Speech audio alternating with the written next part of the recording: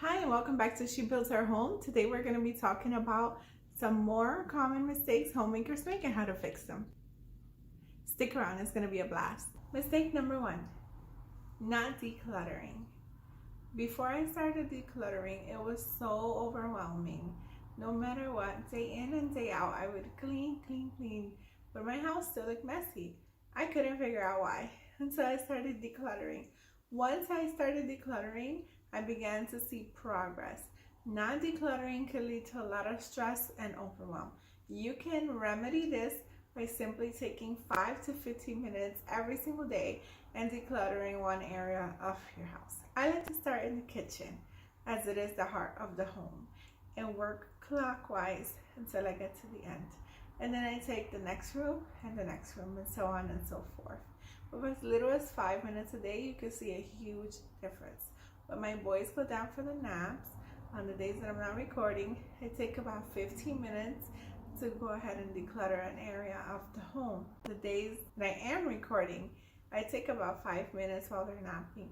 Both times I see a massive difference, and these days my house is so much better. The next mistakes a lot of homemakers make is not having a system. This can lead to a lot of stress and unclean areas of our home if we're just winging it. With a system, you'll make sure that you get to each area systematically, and you might even enjoy it. To fix this, make sure that you pick a system that works for you, or you can create one as well. I follow the Fly Lady, and it super works for me. You can try it, or you can try whichever one works for you. The best system is the one that works for you. The next mistake is not having a place for everything. If you don't have a place for everything, it will just lead to clutter piled up on your counters, and it will lead to a lot of stress, overwhelm, and more clutter. Somehow clutter just breeds clutter. I don't know why. Anyway, to remedy this, make sure that everything has a home. This is not going to be overnight. It's going to take weeks, even months, to find a place for everything. Take 15 minutes every day. Look at the things in your counter. Decide where they should live practically. The best place for them to live, you and your family use them anyway. If the area where they need to live is full, suppose it's a drawer, look in the drawer, see what is in there that is taking up the inventory in order for this other more useful thing to not have a home. Go by process of elimination. I read this wonderful book that I'll link down below.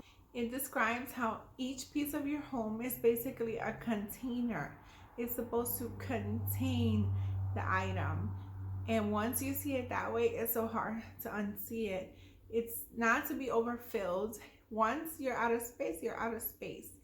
Go by priority next. What is more important? What deserves this valuable inventory? So this is a book, particularly chapter 17 talks about containers. It's by Dana White. I believe she's here on YouTube as well. I'll link her channel in the book in the description bar. It's really good. Don't follow the system per se. There's a lot of great valuable pieces of information in this book. Check it out if you can. Another one is not being positive. When we're not positive and think negatively, a lot of the day can go sour just by thinking negative. Suppose that you're thinking about a yellow car, right? You're thinking about a yellow car. So you go outside and you notice, oh my goodness, there's so many yellow cars. I didn't know there were this many yellow cars. But the days that you go outside and you don't think about yellow cars, you don't exactly see yellow cars. Suppose that day you're thinking about red roses. You're gonna see a lot more red roses. So once you think and talk positive, that can make a big impact in your day. The way you can remedy this is by listening to positive podcasts, books, and also thinking and talking positively to yourself. If you need some content on positivity, be sure to subscribe to this channel if you need some motivation or help, or just another positive person. You can subscribe. We can be friends. I'm positive, I think. I've been told I'm pretty positive. You let me know what you think. Another mistake that homemakers typically make is not taking pockets in your day to clean. Sure, you can clean all day if you want to and get the things done, but if you don't have specific pockets of time, it can be overwhelming, stressful, and certain areas may not get done because anything can happen. toddler can wake up from the nap, baby can need some milk, whatever your situation is. If you have a doggy can need to go out for a walk. The point is to have pockets of time where you can do specific things. That way you can make sure that the task is done always without relying on chance. The way you can remedy this is to anchor pieces of your day that's specifically for cleaning, whether it be after you wake up into your morning routine if you have one. If you have children, maybe when they're sleeping, different times of your day that you take specifically for doing your cleaning task will work wonders. In the same vein, doing specific things at random parts of the day. Suppose you had to make a phone call, schedule an appointment, you had to go run an errand. Certain times for certain things of the day, you just do it at random times. They may or they may not get done. Make sure that you're scheduling specific pieces of your day for a specific time. If you want to make sure that you exercise, make sure you pick a time on the clock. And when that time hits, get it done. Want to make sure that dinner's on the table? Same thing. Pick a time, an uninterrupted time that every day you can do dinner at that time. Believe it or not, dinner time is not necessarily the best time to make dinner. There's always so much happening at that time. I prefer to do it in the morning if I can. If not, second best when my sons are in their nap. You choose. Look at your day and see what pockets of time fits where. Make sure that you have a specific piece of time to do a specific task. Another one is not cleaning the bathroom daily. This one is a must. Our families are always in the bathroom. It should be a sweet, relaxing oasis for all of us. It just takes 5 minutes a day. When we don't clean the bathroom, we're stressed to even be in there. Suppose that company comes, well, how can they use your bathroom? And even if no one ever comes to your house, just having your family go in there, they won't be able to relax as much. To fix this, take 5 minutes every single day. Make sure you're hitting your sink, your tub, your toilet, the floors. Put a timer. Whenever the time is up, you're done for the day. At the same time, I also like to empty the trash from the bathroom every single day. It doesn't take more than 5 minutes and you and your family will be so glad that you did. Another one is not looking at our planners or calendars the night before or even the morning of.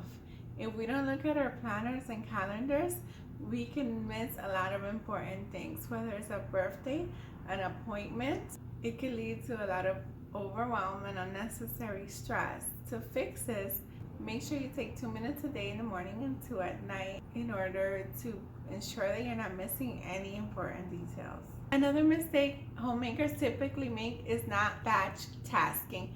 What I mean by this is when you have certain tasks to do of the same type, not doing them together.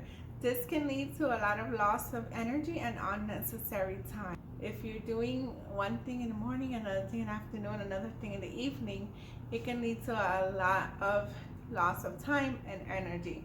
Suppose you have to go to the supermarket and also an appointment, but one is in the morning, one is in the afternoon, and then you also have things to do at home. That is not the most efficient way to do things.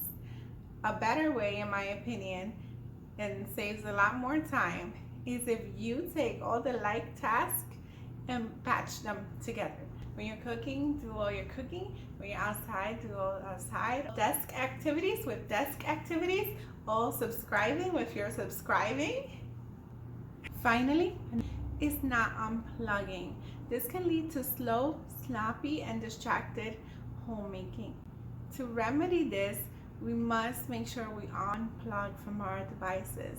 At the very least, at our most occupied pockets of time.